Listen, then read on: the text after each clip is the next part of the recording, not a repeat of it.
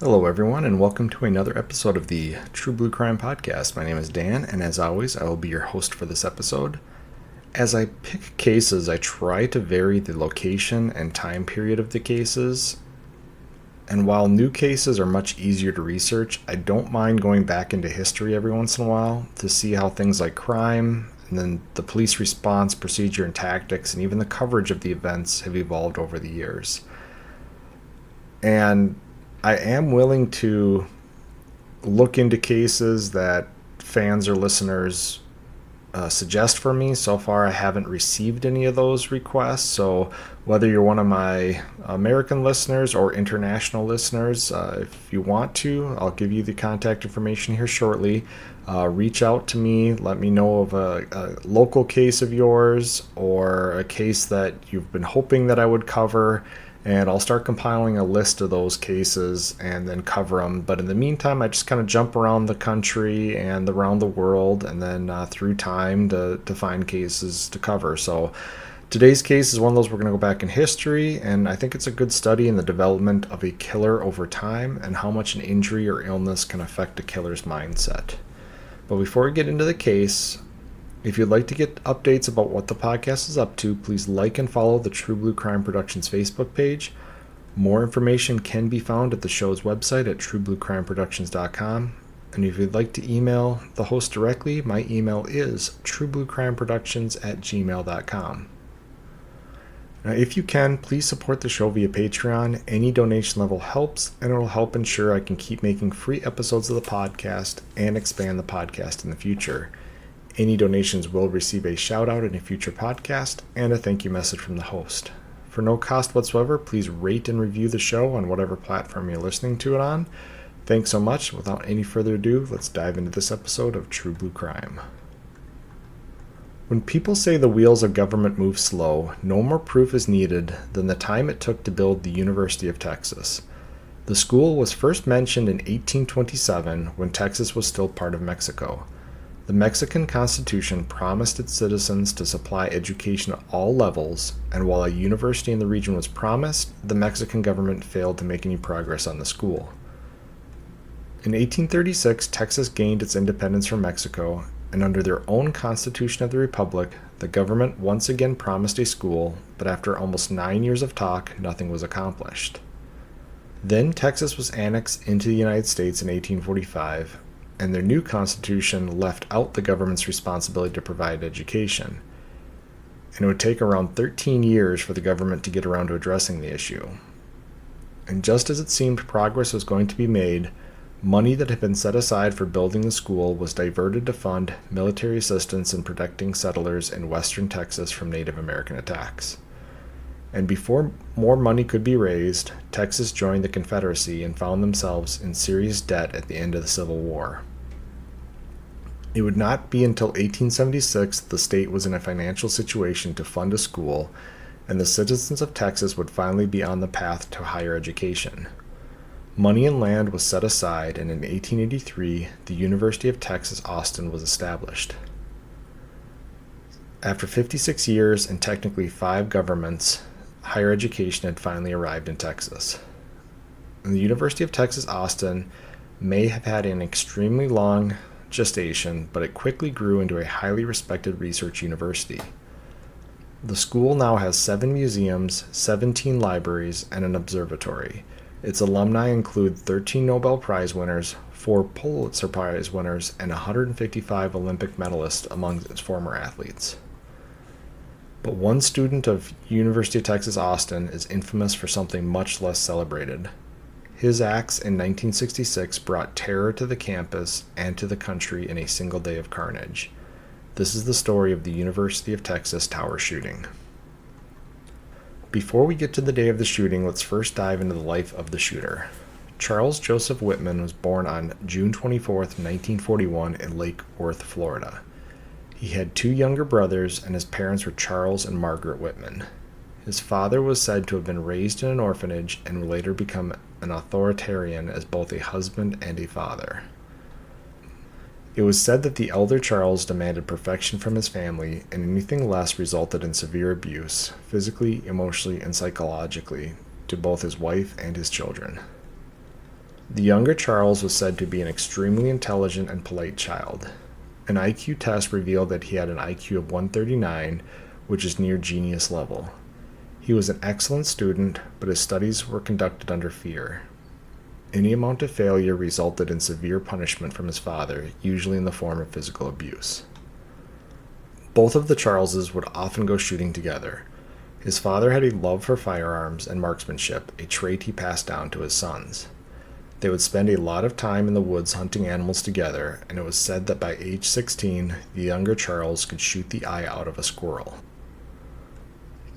Charles joined the Boy Scouts in 1952 at the age of 11. 1 year later, or at around 12 years and 3 months old, he obtained the rank of Eagle Scout. He was the youngest recipient of that honor at the time. And this is where I'll take an aside.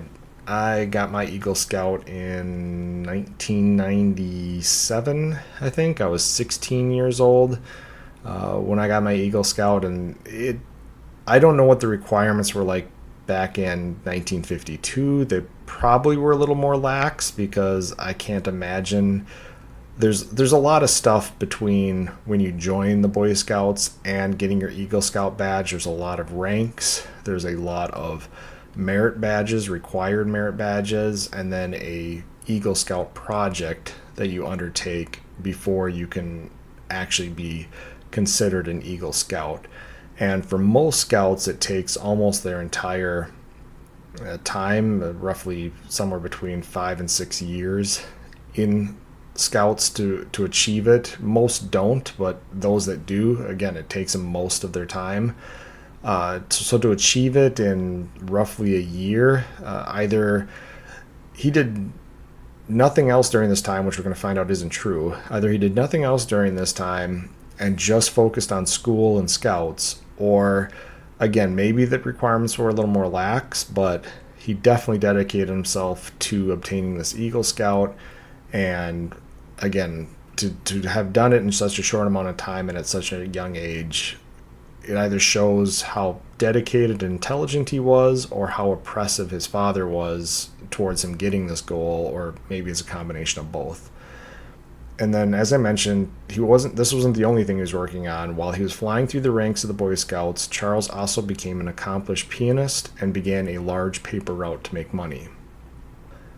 A couple years later, he entered high school in 1955 in West Palm Beach, Florida.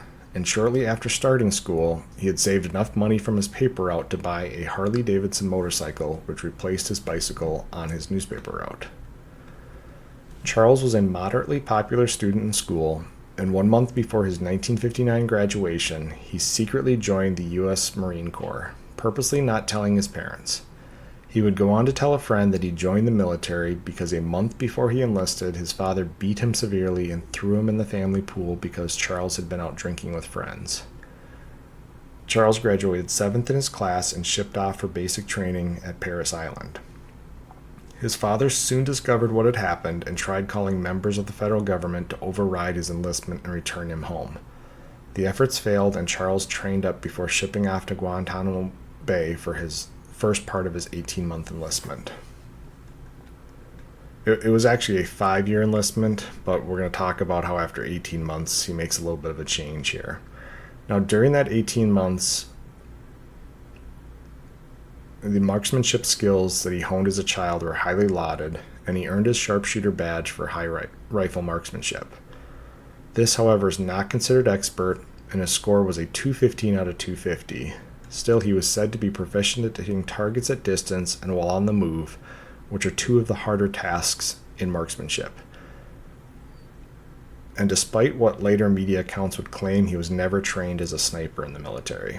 And this is kind of important. A lot of guys will talk about being snipers in the military, and there are some guys who, with really good marksmanship, they kind of take on that role to a certain degree, but there's an actual school in the military, and it's different schools for the different branches, but that you go through to actually obtain a quote-unquote sniper designation.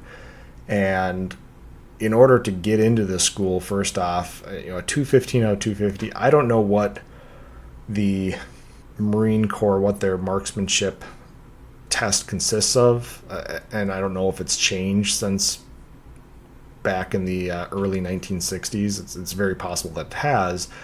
In the Army, our marksmanship test was usually on a range where you had targets that popped up between 50 meters and 300 meters, and it was just a silhouette of a man popping up from that distance. When I first started in 1999, we only had iron sights on the rifles, so you're using an iron peep sight setup, and at 300 meters, which is roughly 3 football fields away, when you put the front sight aperture, the front sight post on that target at 300 meters, in your line of vision, that tiny little post on your rifle is actually about 3 times to 4 times as wide as that target is at that distance. So it's not a very easy shot to hit. Now, the 300 meter targets stay up longer than the 50 meter targets, so you have a better chance to kind of really focus on some of your basic rifle marksmanship training in order to hit that target. But in the military, I remember you had to, or in the Army, I should say, you had to score, I want to say it was 36 or 37 out of 40 targets in order to be considered an expert marksman. And then there was a certain threshold below that you were a sharpshooter, and then below that, I think you just got your marksman, which basically just meant you qualified. So you could only miss, I want to say it was 3 or 4 targets during your rifle marksmanship in the Army to be considered expert. And so this 215 out of 250, I'm going to guess, kind of similar to hitting maybe the low 30s of targets in the Army. So he was by far not considered a really good marksman, but at the same time, there's a big difference too between hitting these stationary targets that are popping up and hitting targets at distance and targets on the move. And that's kind of comes back to more of that hunting with his father as he's growing up. It's his ability to hit a small moving target like a squirrel. That's a pretty difficult marksmanship task compared to hitting a target that's sitting still, that's close to you. So again, he's considered to be a good marksman, but by no means is he considered, is he trained as a sniper or has any sniper training during his time in the military. Now, as I mentioned, he had this initial assignment of roughly 18 months, and during this time, he applied and tested for a scholarship for the Naval Enlisted Science and Education Program. And if you've ever worked for the government or been in the military, you understand that everything has an acronym. They have these super long names. And so in this case, it's shortened to NESEP. And basically, it was a program that enlisted military personnel. And in the military, you have enlisted personnel and you have officers. Officers are higher educated, trained soldiers that have designated leadership responsibilities, and these are your lieutenants, your captains, your majors, all the way up through general. And in order to be commissioned, you have to have a college degree and have gone through some type of commissioning program. This is where a lot of the ROTC on campuses, those are officer training courses that are put on through schools. Some students will do that. It gets their education paid for. Then they have a time of service after they've graduated that they serve as an officer in one of the branches. And so Charles took kind of a roundabout way to escape his father. He enlists.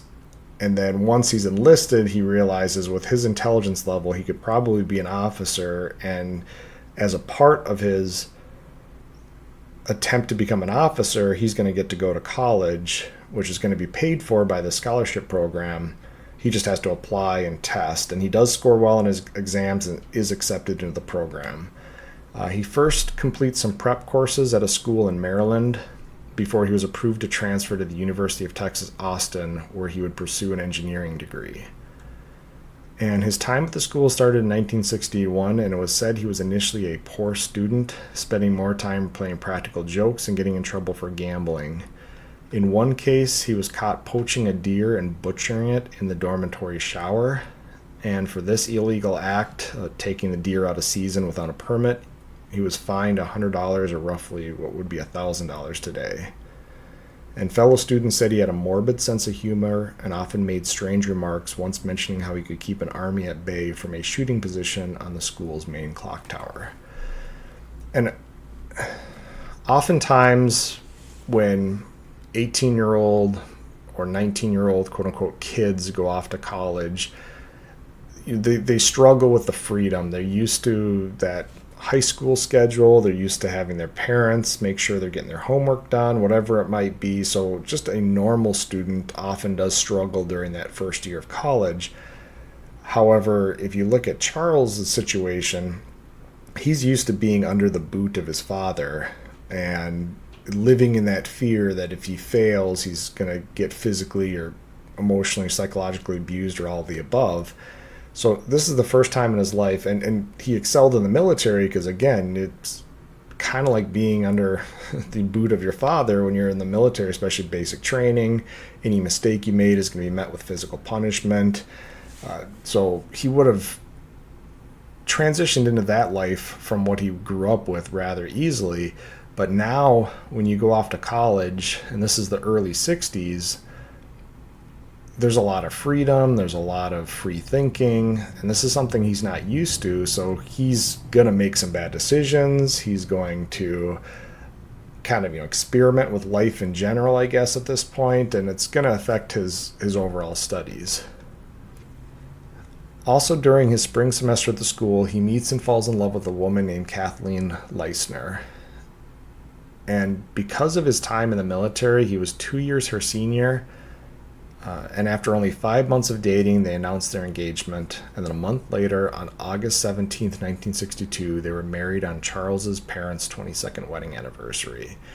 And this was mentioned in the source material, and it just kind of made me take a step back and think he's got a lot of emotional scars from his parents' marriage. He watched his father beat his mother on a regular occasion.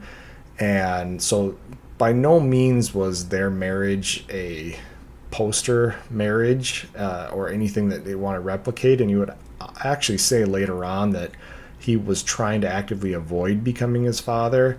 So it does seem strange that they picked his parents' actual wedding anniversary to be the day that they got married on. It again, maybe this was something more popular back in the day. Maybe it was a way of showing respect to your parents. I don't know. It just seems like today that's not something that crosses people's minds. Maybe if you got married on like your grandparents' wedding date as a homage to your grandparents, I guess I could see that in today's world. But sharing an anniversary date with your parents be kind of like sharing an anniversary date with a sibling or something like that. It's just kind of one of those, now it's a social faux pas. So I just noticed that, saw it in the source material, it was mentioned, and thought it was kind of strange.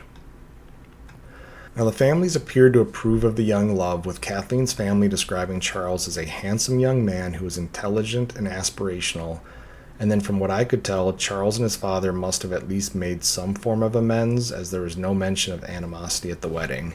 And this is one of those things where I kind of figured if there were still some issues from Charles running off and joining the Marines, it did say that Charles' family attended the wedding, including his mother and his father, so it's not like they weren't on speaking terms and his father didn't come. His father was there, but it did not mention anything about outright hostility or animosity. So again, I'm assuming it's water under the bridge at this point to a certain degree.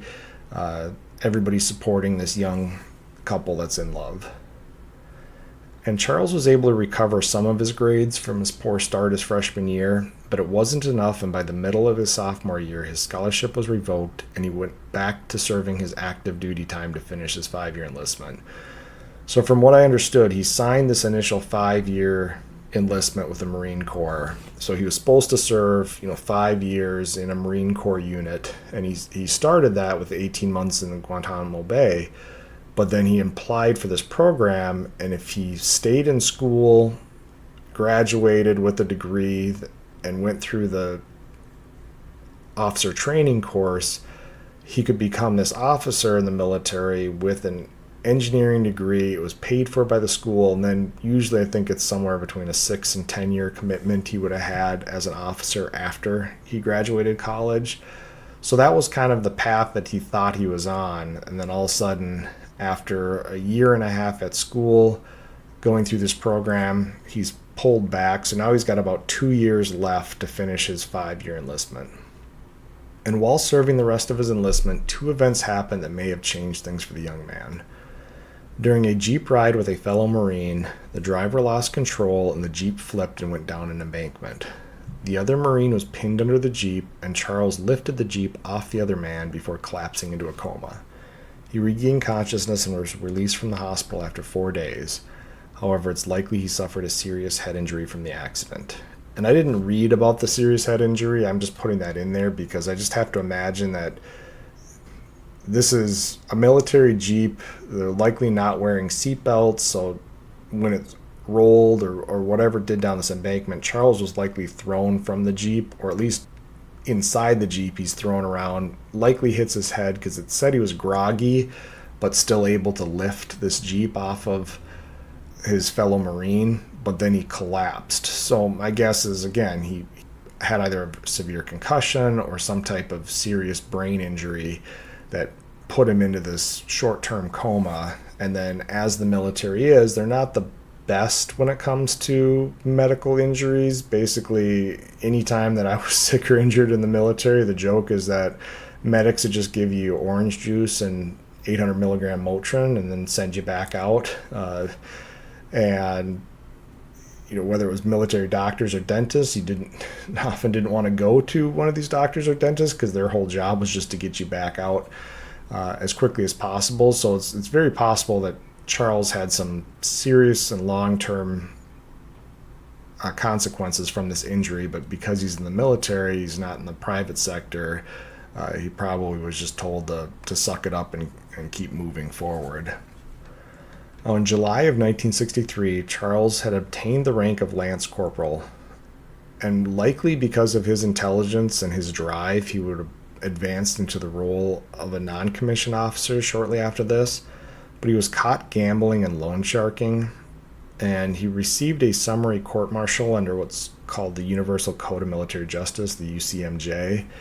And this is a separate, basically kind of a laws and regulations that covers all of the military service members. And it's a way that military can keep control and order over military personnel, and it's different than how civilians are going to be treated. Now, they have some of the same rights and that kind of stuff, but basically, if you get yourself in trouble at a high level in the military, you're going to go under this UCMJ, likely go before some type of a board or a panel made of military judges, of officers. And in some cases, you can have a full-on court-martial. Other cases, you can have a summary court-martial. But basically, a decision is going to be made for punishment. And in this case, Charles is going to be reduced to the rank of private, which is the lowest rank in the Marine Corps. He was the third rank as a Lance Corporal, and he's getting busted back down to the first rank. And he had to serve 90 days of hard labor. By 1965, Charles had completed his 5-year enlistment. When he returned to the University of Texas, his grades improved and he volunteered with the Boy Scouts and worked as a bank teller, insurance agent, and a real estate broker. And his wife had graduated from school while he was serving the rest of his enlistment, and she had obtained work as a teacher in the Austin area. In early 1966, his parents' divorce hit a breaking point, and his mother left his father on March 2nd. This was said to be the results of 25 years of chronic abuse, and it's likely she tolerated things until the last child was out of the house before she made the decision to leave this abusive marriage. It was said that Charles worried his father would attack his mother while she was packing her things, so he actually called to have a police officer present while she packed. And this happens quite often. We call them civil standbys when I was in law enforcement, where a crime hasn't occurred, but you're worried that it could. And so you have a police officer come and basically keep the peace between two parties in a civil situation, like somebody moving out. It helps hopefully prevent any violence between the parties, and it also can prevent a lot of that he said, she said, he said, she said, she said, whatever stuff in court, if you've got a police officer there that's listening. So afterwards, somebody isn't saying, hey, he threatened my life, or he said he was going to kill me. If the police officer's there, somebody's less likely to file either some type of false report, or it's just unlikely that somebody's going to say that stuff in the first place. So it's said that Charles arranged the civil standby, was able to get his mother and her things out of the father's house, and then he helped her get back to Austin with him, where he helped her get an apartment in the city, and she would find work as a cashier in a local cafeteria. It was 2 months later that Charles sought out mental health assistance from a campus psychologist. He volunteered that he was under immense stress and pressure and was having constant headaches. He admitted to hitting his wife twice during their marriage and feared he would become his father, something he tried very hard not to accomplish. Charles also told the doctor that he was dealing with daily phone calls from his father, who was demanding his help getting his mother to return to Florida to rekindle the marriage. And we see this quite often. It's very clear that Charles's father said that authoritarian and obviously an extreme control freak.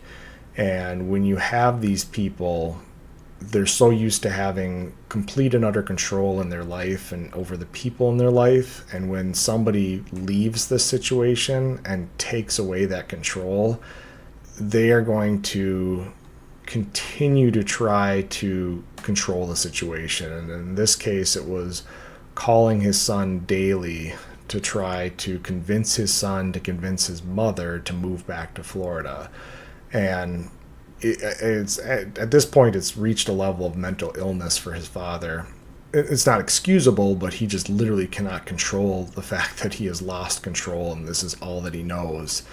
And he's putting all this pressure on Charles, who's going through school, who's struggling with some of the stuff, as we'll find out, from the military, and he's struggling from these headaches. We'll find out the reason for that as well. And so he finally reaches his own kind of breaking point, and the doctor notes that Charles had visible hostility towards others during their hour-long session, and Charles actually mentioned shooting people at random from the University of Texas Tower, and the doctor advised him to come back a second time, which was a request that Charles never complied with. A couple of months later, on July 31st, 1966, around 6:45 p.m., Charles used a typewriter to draft a suicide note. The letter stated he would kill his mother and wife before killing people at random. The writing of this note was interrupted by a couple whom the Whitmans were friends with that stopped by to visit. These friends would later say that Charles seemed to be at a place of peace with something, and he made several comments about his wife coming home but never finished his sentences. The visit ended after a few hours when Charles stated that he needed to pick up his wife from her part-time job. And this is something we've talked about before on the podcast. A lot of the times when somebody is under this immense pressure, and whether that's that they're suicidal, or in this case, a combination of suicidal and homicidal, once they've reached the point in which they've made this plan and they've decided they're going to go through with this plan no matter what, it's almost like that stress and the anxiety and the pressure has been relieved. And I'm sure these friends were close enough friends to have seen Charles in several instances prior to this evening, and a lot of people would mention how Charles was, seemed very wound tight and very short and all that kind of stuff before this day, and they made this mental note in their minds like that it seemed like he was relaxed. And so at this point, they don't know it, but he's already made this decision. He's already started out this suicides note, but instead of being able to finish the note on the typewriter and start some preparation, these friends come by unannounced, and basically they stay until he has to go pick up Kathleen from work. And he drove to Kathleen's part-time job where she worked as a switchboard operator, picked her up, and drove her home. and by this time it was later in the evening, and it was believed that Kathleen went directly to bed. So Kathleen she's a teacher, so I'm guessing this part-time job, it's summer, so she's probably off for the summer. She's probably, instead of sitting around all day, she's working this other part-time job and to help with bills or whatever it might be. She just might be a very driven person as well, just like Charles was. But this is 1960s. Most couples only had one car, so he's driving to pick her up from the job and bring her back home. She probably had a long day, so she goes directly to bed. Around 12:30 a.m. on August 1st, Charles drove to his mother's apartment and stabbed her to death before putting her on her bed and covering her with sheets. He wrote another suicide note, this time by hand on yellow legal paper, and left the note next to his mother's body. He drove back home, and around 3 a.m., he fatally stabbed his wife while she slept. He then hand-wrote the remainder of the typewritten suicide note from earlier. The notes both stated that he loved his wife and his mother, and he killed them to spare them from the humiliation of what he was about to do. And in the case of his mother, the killing was said to be mercy for the pain and abuse she had suffered from his father for so many years. His vitriol for his father was also outlined in the letters. Charles wrote that he had intense hatred for his father, and this was due to all the physical and emotional abuse the father had inflicted upon the family for so many years, and his hatred for his father was, quote, beyond description, end quote. As the morning of August 1st rolled around, Charles rented a moving dolly and then drove to his bank and wrote 2 checks totaling $250, which is roughly $2,300 today, knowing that these checks would bounce. He cashed one of the checks from his account and another one from his mother's account. He then drove to a hardware store, and at 9 a.m. he purchased a .30 caliber M1 carbine, 2 additional magazines, and 8 boxes of ammunition. He told the cashier at the store that he was driving to Florida to hunt wild hogs. And a .30 caliber M1 carbine, if you've ever watched the movie Saving Private Ryan, or basically any World War II movie, the M1 Garand is kind of the standard issue rifle you'll see in a lot of World War II movies. The .30 caliber M1 carbine was a smaller version of the rifle. It had the capability, it fired smaller bullets, but it had the capability to carry more of these bullets. It was a little bit lighter. And I'm guessing after World War II and after Korea, there was a lot of surplus of these carbines, so it probably would have been pretty cheap for him to drive to a store and pick one of these up. And his next stop was at a gun shop where he purchased 4 more magazines for the carbine, 6 more boxes of ammunition, and a can of gun cleaning solvent. His last purchase was a 12-gauge shotgun that he bought from a Sears store. Charles then drove home and sawed off the buttstock and the barrel from the shotgun for use in close-quarters combat. Charles had kept his USMC footlocker, and he packed it with his purchases from that morning and added a Remington 700 bolt-action rifle, a .35 caliber rifle, 3 handguns, and 700 rounds of ammunition. For additional supplies, he packed cans of food, coffee, vitamins, amphetamines, aspirin, earplugs, almost 4 gallons of water, matches, lighter fluid, rope, binoculars, 4 knives, a small radio, a razor, a bottle of deodorant, and toilet paper. So this is a combination of a Boy Scout being completely prepared, as well as that military mentality. He's going into a situation where he believes he's going to lay siege upon this campus, and so he's bringing everything he possibly can to be able to stay up in this tower for as long as he can, to include toilet paper. And Charles zipped up a blue nylon coverall outfit over his clothing to give himself the appearance of some form of delivery person or janitor, loaded the footlocker into his car, and drove to the University of Texas. He presented a fake ID to the security guard, which granted him a 40-minute parking pass under the false pretense that he was delivering research equipment to the campus. It is believed he entered the main building and headed to the clock tower around 11:30 and set up for the 11:45 student class changeover. At this time, with the class changeover combined with people leaving for lunch breaks, it would be the busiest level of foot traffic on the campus. When he arrived at the elevator with his dolly and footlocker, he found the elevator had been deactivated. An employee named Vera Palmer, thinking he was a repairman, advised him the elevator just needed to be turned on and flipped the switch for Charles. He got into the elevator and thanked the employee. The elevator took him to the 27th floor, and he got out and made the final ascension to level 28 on foot. Inside the reception area for the observation deck, he encountered 51-year-old receptionist Edna Townsley. Using the butt of his rifle, he struck her hard enough to split her skull and then drug her body behind a couch. Just then, a young couple walked into the reception area from the observation deck. Charles had a rifle in each hand, and they assumed he was there to shoot pigeons and gave a friendly greeting. Charles greeted them back, and they left the area. They would later say they saw a stain near the desk Edna had been sitting at, but thought it was varnish. As soon as the couple exited the reception area, Charles erected a barricade in front of the door using Edna's desk and 2 chairs. Just as he was about to move on to the observation deck, a family on vacation arrived at the door to reception and tried to push past his barricade. Charles opened fire on the family with a sawed-off shotgun. The shots killed 16-year-old Mark Gabor and his 56-year-old aunt, Marguerite Lamport. Mark's brother, 19-year-old Michael, and his mother, 41-year-old Mary, were seriously wounded by the gunfire. 48-year-old Michael Sr. and William Laporte had been behind their families and ran to render aid and then back down to the 27th floor to get help. There they encountered Vera Palmer, the employee who had activated the elevator for Charles. She was on her way to relieve Edna and retreated to the ground floor after being warned about the shooter in the reception area. Charles resecured his barricade and then shot Edna in the head, executing her. He wheeled his footlocker onto the observation deck and wedged the moving dolly against the door before putting on a white headband and putting weapons spread out around the observation deck.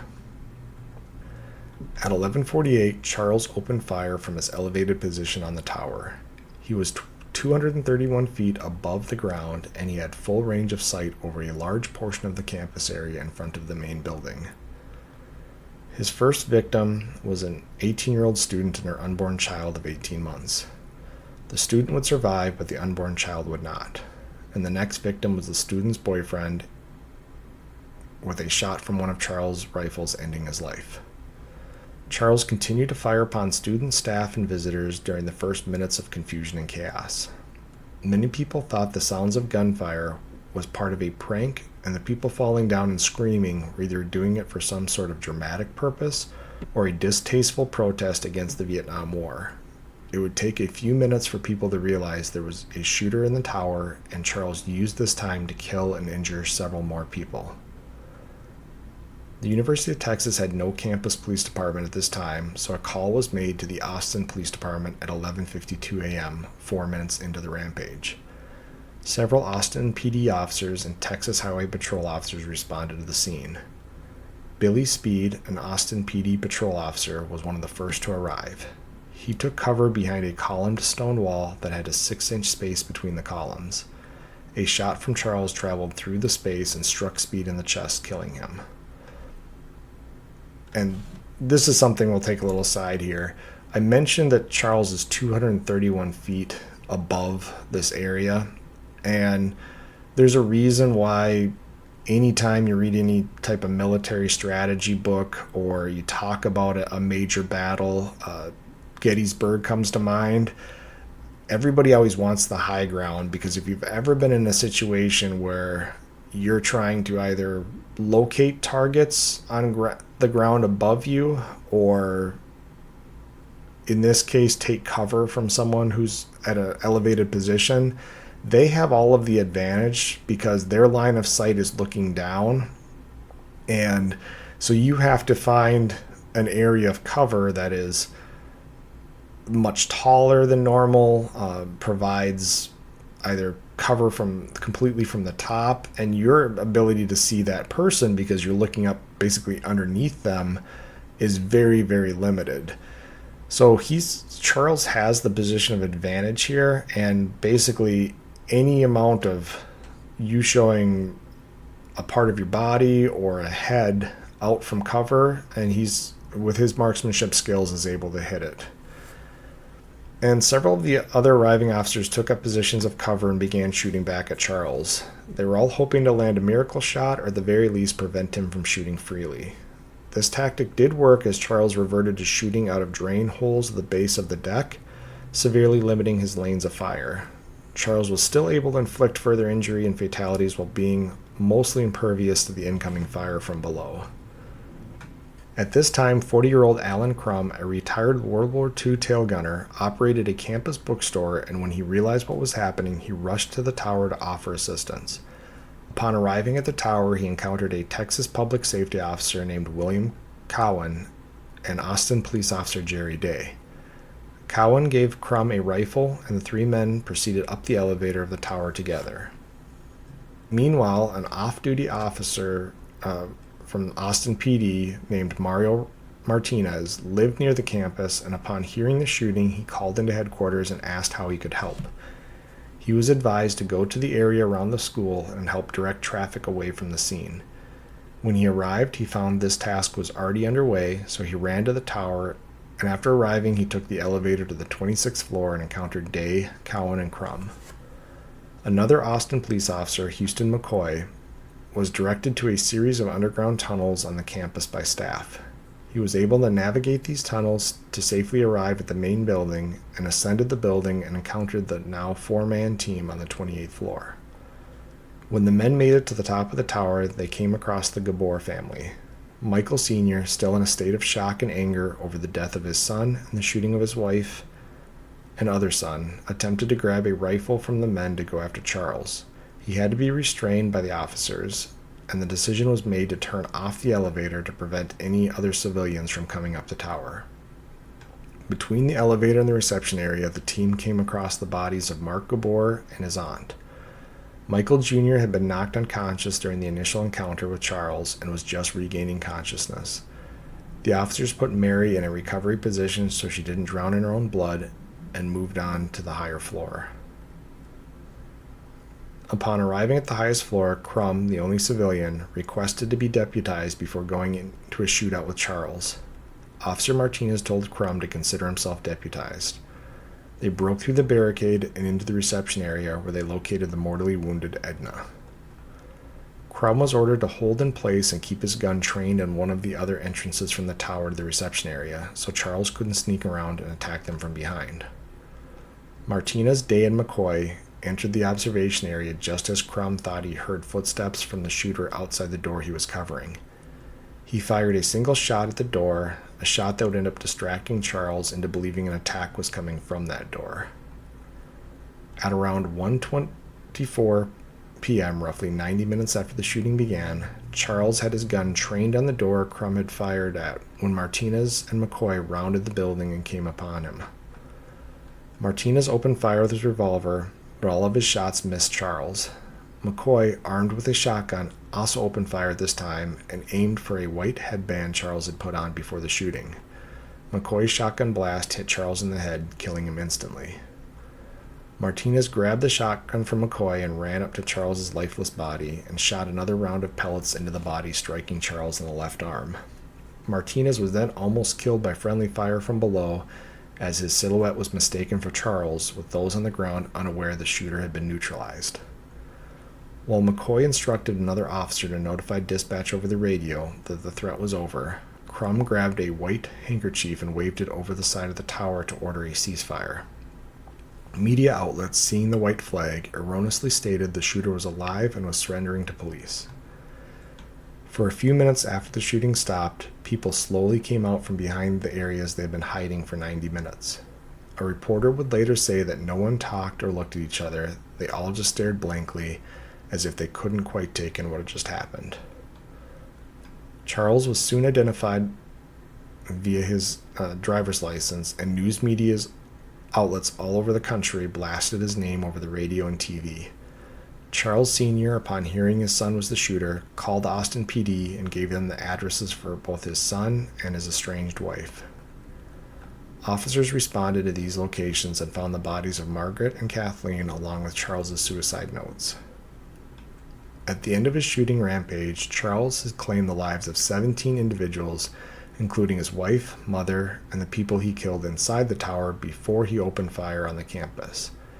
A further 31 people were physically wounded by Charles' actions that day. The campus closed the following day, August 2nd, but reopened on August 3rd. The tower's observation deck would stay closed for 2 years and reopened to the public in 1968. However, after reopening, 4 students took their own lives from the observation deck between 1968 and 1974, and the decision was made to close the observation deck to the public until 1999. The deck is only open to guided tours, and visitors must pass through a metal detector before going on the tour. After the shooting, Charles was given a full autopsy.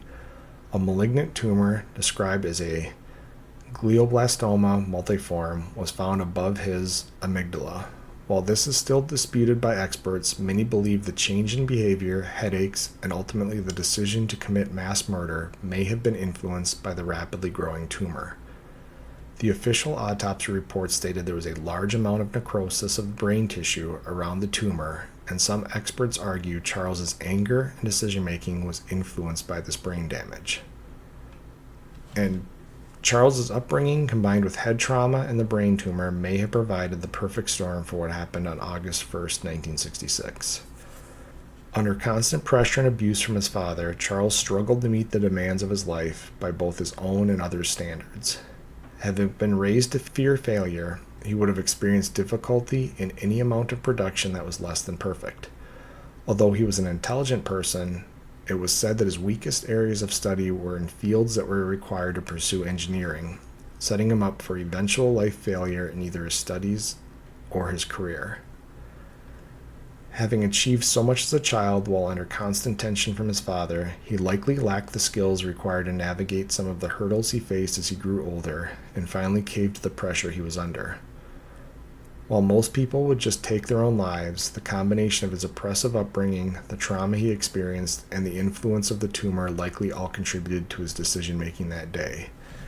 And doing the research for this, I actually looked at the function of the amygdala in the brain is processing emotions. So any amount of empathy for a fellow human being, all that kind of stuff, is going to come from that portion of the brain. And how much of that portion of the brain was damaged, or any actual influence that this tumor had on Charles is like I said, it's still hotly debated to this day. Some people firmly believe that this was the final catalyst in a long list of issues for Charles that finally just caused him to snap. He didn't see any other way out, and this is what he saw himself doing, and because of the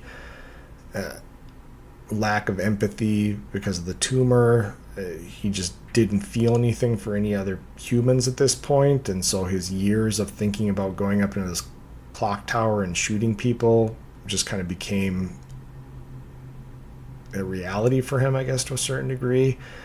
And others will argue that the other side of the coin is that this didn't affect his decision making. He had mentioned on a couple different occasions to people about how he could go up in this tower and shoot people, one of them being years before he had this tumor.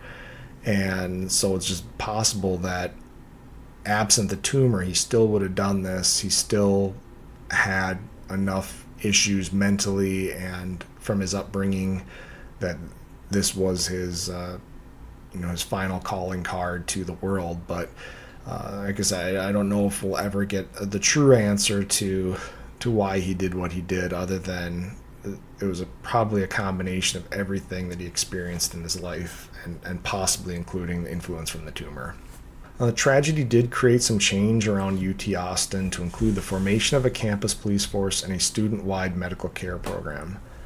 And although Charles had not seen combat, there was talk of formulating a process for helping military personnel, especially combat armed soldiers, return to civilian life after having been quote-unquote programmed to kill. And this is something that's really interesting. When I first got into the military in 1999, we still used what we called the Crazy Ivans. When I talked about the basic rifle marksmanship before, on the range, the silhouette that would pop up, whether I was in basic training or even some of the ranges later in my career, they had basically, it was an outline of a little guy who looked like he was a Soviet soldier. He had a red star on top of his hat or his helmet, and then he was carrying like, basically a AK rifle, and it's a human-sized target. And what it was explained to me one time, and I don't know if there's truth to this, but it makes sense, is that the reason the targets pop up and pop back down is because that's what you're going to see in combat, and they want to basically program into your brain that if a target presents itself, you don't think about it. You don't think that that's a human being. You don't think of, the fact that that guy might have a wife and kids or whatever it might be.